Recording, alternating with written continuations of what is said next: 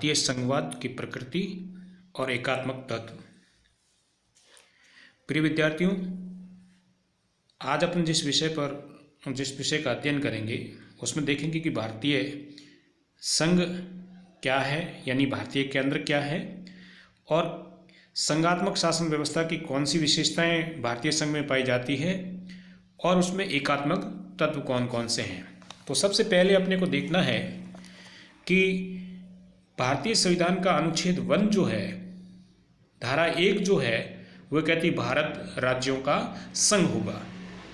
लेकिन जब हम संविधान का अंग्रेजी अनुवाद करते हैं तो इंडिया इज ए यूनियन शब्द का प्रयोग हुआ है, फेडरल शब्द का यहाँ पर प्रयोग नहीं हुआ है।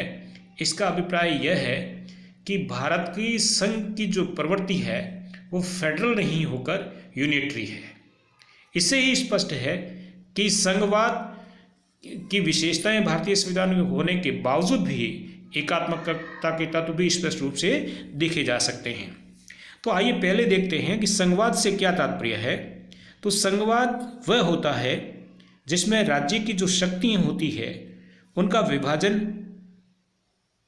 दो सरकारों के बीच में होता है, एक केंद्र सरकार के बीच में और दूसरा प्रांतीय सरकारों में या राज्य सरकारों के मध्य में। फेडरल गवर्नमेंट की या संघ सरकार की परिभाषा करते हुए प्रोफेसर फाइनर लिखते हैं कि यह वह शासन है जिसमें सत्ता और शक्ति का एक भाग स्थानीय क्षेत्रों में निहित होता है तो दूसरा केंद्र सरकार में, यानी दो स्तर की सरकारें होती है, केंद्रीय स्तर की और दूसरी राज्य स्तर की। प्रोफेसर डायसी ने संघीय व्यवस्था का या संघात्मक व्यवस्था को परिभाषित करते हुए लिखा कि संघीय राज्य एक ऐसी राजनीतिक रचना है जिसमें राष्ट्रीय एकता और राजनीतिक रचना है जिसमें राष्ट्रीय एकता और शक्ति तथा प्रदेशों के अधिकारों की रक्षा करते हुए दोनों के बीच में सामंजस्य स्थापित किया जाता है। अब हम यदि इसको गहराई से अध्ययन किया जाए तो संघवाद एक प्रकार से सीमित सरकार का सिद्धांत है, लिमिटेड गवर्नमेंट का सिद्धांत है, जिससे संविधान के द्वारा केंद्र सरकार और राज्य सरकार दोनों की शक्तियों को सीमित कर दिया जाता है, लिमिट कर दिया जाता है। भारतीय शासन व्यवस्था संघात्मक है या नहीं, इस विषय में विद्वानों में भारी मतभेद है। वो अलग अलग तरह के मत प्रकट करते हैं। केसी वियर का मत है कि भारतीय संविधान एक ऐसे एकात्मक राज्य की स्थापना करता है जिसमें गौण रूप से कुछ संघीय तत्व है, न कि ऐसे संघीय राज्य की स्थापना करता है जिसमें गौण रूप से कुछ एकात्मक तत्व हो। यानी केसी वियर कहना चाहते हैं कि भारतीय संघीय व्यवस्था में एकात्मकता के तत्व प्रभावी है। केसी वियर ने भारतीय संघवाद की परिभाषा करते हुए लिखा कि भारतीय शासन व्यवस्था को अधिक से अधिक हम अर्ध संघीय क्वाजी फेडरल कह सकते हैं। वहीं दुर्गादास बसु के मतानुसार भारतीय संविधान न तो नितांत संघात्मक है और न नितांत एकात्मक, बल्कि दोनों का मिश्रण है। ये एक अनुपम प्रकार की शासन प्रणाली है। स्वयं संविधान निर्माता डॉक्टर भीमराव अंबेडकर के शब्दों में भारतीय संविधान को संघवाद के कठोर ढांचे में नहीं ढाला गया है। एक इश्यूज ये है जो ये कहते हैं कि भारतीय संविधान में जो है वो अधिकतर जो तत्व है वो एकात्मकता की ओर है। दूसरी ओर प्रोफेसर के संस्थानम, प्रोफेसर अलेक्जेंड्रियोविच तथा अनेक अन्य विद्वानों का मत है कि भारत पूर्ण संघात्मक शासन व्यवस्था है। प्रोफेसर के संस्थानम लिखते हैं कि भारतीय संविधान में संघात्मक लक्षण इतने अधिक प्रमुख रूप से विद्यमान है कि ये एक वास्तविक संघात्मक संविधान है। निस्संदेह भारत की में संघीय शासन है। हाँ, इसमें केंद्र को शक्तिशाली अवश्य बनाया गया है और ऐसा देश की परिस्थितियों के लिए आवश्यक था। फिर भी आज अमेरिका जैसे आदर्श संघ में भी केंद्र की ओर बढ़ने की प्रवृत्ति स्पष्ट देखी जा सकती है। भारतीय संविधान की संघात्मकता व एकात्मकता पर विचार करने से पहले संघात्मक शासन प्रणाली के आवश्यक तत्वों पर विचार कर लेना आवश्यक होगा।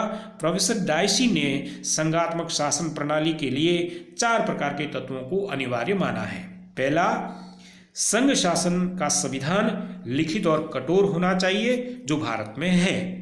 संघात्मक शासन प्रणाली में संविधान सर्वोच्च होना चाहिए, न कि केंद्र और राज्य सरकारें। भारत में इस प्रकार की व्यवस्था है। केंद्र और राज्यों में संविधान के द्वारा शक्तियों का वितरण होना चाहिए। संविधान के द्वारा संघ सूची, राज्य सूची और समवर्ती सूची के आधार पर शक्तियों का बंटवारा स्पष्ट रूप से किया गया है। और अंतिम विशेषता प्रोफेसर डायसी ने ये बताई कि संघ शासन के लिए संविधान की व्याख्या करने और संविधान के संरक्षक के रूप में एक स्वतंत्र निष्पक्ष न्यायालय होना चाहिए, और वो भी भारत में है। तो मोटे रूप से क्लासिकल एलिमेंट्स या संघात्मक व्यवस्था के देखे जाएं तो भारत में स्पष्ट रूप से देखे जा सकते हैं। और तार्किक रूप से अगर अपन बात कहें कि भारत में संघात्मक शासन व्यवस्था क्यों है, तो हम कह सकते हैं कि भारतीय संविधान देश में संघात्मक शासन प्रणाली की स्थापना करता है, क्योंकि संविधान में संघ राज्य फेडरल शब्द के स्थान पर भारत राज्यों का एक संघ, अनुच्छेद 1 यूनियन ऑफ स्टेट्स कहा गया है। तो इसलिए भारत में संघात्मक शासन प्रणाली है। क्यों? क्योंकि भारत का संविधान जो है उसका निर्माण हुआ है, एक संविधान सभा ने इसका निर्माण किया है, एक विस्तृत प्रलेख है जिसमें 395 अनुच्छेद है। संविधान में संशोधन की प्रक्रिया जो कि अनुच्छेद 368 के अंतर्गत दी गई है, यदि वह कठोर नहीं है तो लचीली भी नहीं है। वहीं शक्तियों के वितरण की बात की जाए तो संविधान के द्वारा केंद्र और राज्यों के बीच में शक्तियों का बंटवारा हुआ है, वितरण हुआ है। इसी उद्देश्य के लिए संविधान में 3 सूचियाँ, संघ सूची, राज्य सूची और समवर्ती सूची का स्पष्ट उल्लेख है। संघ सूची पर जो संसद कानून बना सकती है, राज्य सूची पर राज्य कानून बनाता है, और समवर्ती सूची पर केंद्र और राज्य दोनों कानून बनाते हैं, परंतु विरोध की स्थिति में केंद्र का कानून उस पर मान्य होता है। वहीं भारत में सर्वोच्च न्यायपालिका है, सर्वोच्च न्यायालय है, जिसको संविधान की व्याख्या करने, संविधान के संरक्षण के रूप में कार्य करना होता है। ये स्वतंत्र निष्पक्ष रूप से कार्य करता है। वहीं भारतीय जो संसद है उसके 2 सदन हैं, एक संघात्मक जिसमें संसद का एक राज्यसभा और दूसरा है लोकसभा, जहां एक सदन आम जनता का प्रतिनिधित्व करता है तो जो दूसरा सदन है वो राज्यों का प्रतिनिधित्व करता है। भारतीय संसद में लोकसभा जनता का और जो दूसरा सदन है राज्यसभा जो राज्यों का प्रतिनिधित्व करती है। तो संघात्मक शासन व्यवस्था की क्लासिक या शास्त्रीय विशेषताएं भारतीय संविधान में स्पष्ट रूप से देखी जा सकती है। तो इस आधार पर हम कह सकते हैं कि भारत में संघात्मक या संघीय शासन प्रणाली है। लेकिन दूसरी ओर हम देखें तो भारतीय संविधान में एकात्मक तत्वों की भी कमी नहीं है। क्यों? क्योंकि एकात्मक तत्वों को भी भारतीय संविधान में विशेष स्थान दिया गया है। और इस संबंध में जो हमारी शासन व्यवस्था है वो इस प्रकार की है कि हमारे यहाँ जो केंद्र है बहुत अधिक शक्तिशाली बनाया गया है, और शक्तियों का जो विभाजन जो हुआ है वो केंद्र के पक्ष में हुआ है। वहीं राज्यों के कुछ विषयों पर केंद्र बनाने, जो कानून बनाने का, इवन राज्य के निर्माण का, राज्य के विघटन का, राज्यों के विलय का जो अधिकार है वो हमारे केंद्र को दिया गया है। और राज्य सूची के किसी विषय पर अगर कानून बनाने की आवश्यकता होगी तो केंद्र उसको कानून बना सकता है। समवर्ती सूची पर तो केंद्र का सीधा अधिकार है ही। विधानमंडलों पर केंद्र का सीधा नियंत्रण है।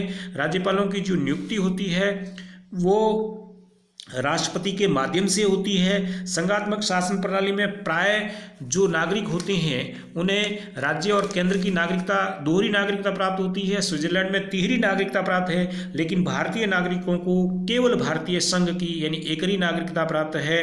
राज्यों की अलग से कोई नागरिकता भारत में नहीं है। वहीं भारतीय संविधान में राष्ट्रपति के जो संकटकालीन अधिकार हैं वो संकटकालीन अधिकार या आपातकालीन जो अधिकार है वो एकात्मक शासन व्यवस्था की स्थापना करते हैं। और भारत के जो राज्य हैं उनको अमेरिका और स्विट्जरलैंड जैसे संघीय शासन वाले देशों के समान अलग से कोई संविधान का अधिकार नहीं है। भारत में केवल एक संविधान है, राज्यों का पृथक से कोई संविधान नहीं है। इसके साथ साथ भारत में केंद्र शासित प्रदेश हैं जो केवल भारतीय संघ के द्वारा संचालित होते हैं, इसमें राज्यों का कोई हस्तक्षेप नहीं है। वहीं हमारा जो दूसरा सदन है जिसको राज्यसभा कहा जाता है, राज्यसभा में जो सदस्य होते हैं प्रत्येक राज्य में जनसंख्या के अनुपात से चुने जाते हैं, और उसमें अमेरिका की तरह प्रत्येक राज्य से 2 सदस्य नहीं चुने जाते, जनसंख्या के अनुपात में इनका चुनाव होता है। वहीं संसद को राज्यों के नाम को बदलने, उनकी सीमाओं को बदलने, उनमें परिवर्तन करने, विलय करने या तक कि राज्य के अस्तित्व को नष्ट करने का भी अधिकार संसद को है। और हमारी यहाँ की जो न्यायिक व्यवस्था है वो एकरी है, यानी अमेरिका के विपरीत भारत में एकरी न्याय व्यवस्था है। शीर्ष पर सर्वोच्च न्यायालय है, उसको देश में उसी का पालन करना होता है।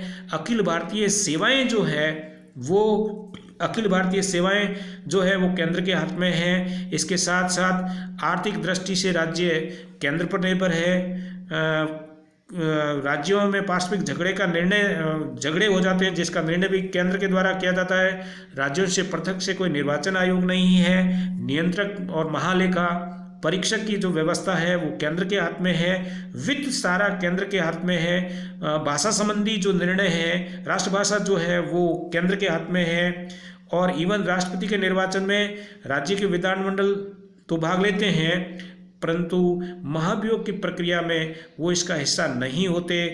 नीति आयोग, राष्ट्रीय विकास परिषद, एक दलीय प्रभुत्व जिसको कहते हैं, प्रधानमंत्री की बढ़ती हुई शक्तियाँ एकात्मकता की ओर ले जाती है। इस प्रकार हम कह सकते हैं कि भारतीय संविधान में उपयुक्त एकात्मक लक्षणों के कारण ही कुछ विचारकों का ये कहना कि भारतीय संविधान का रूप संघात्मक है परंतु उसकी आत्मा एकात्मक है। केसी वियर ने भारतीय संविधान को अर्थसंघात्मक कहा, परंतु यह कथन सही नहीं है। भारतीय संविधान की एकात्मक विशेषताएं असाधारण और आपातकाल के लिए ही हैं, संविधान की सामान्य विशेषताएं नहीं है। निस्संदेह भारत का संविधान संघीय है और उसमें केंद्र को शक्तिशाली बनाया गया है, जो समय की मांग थी, परिस्थितियों की मांग थी, इसी कारण से ऐसा किया गया है।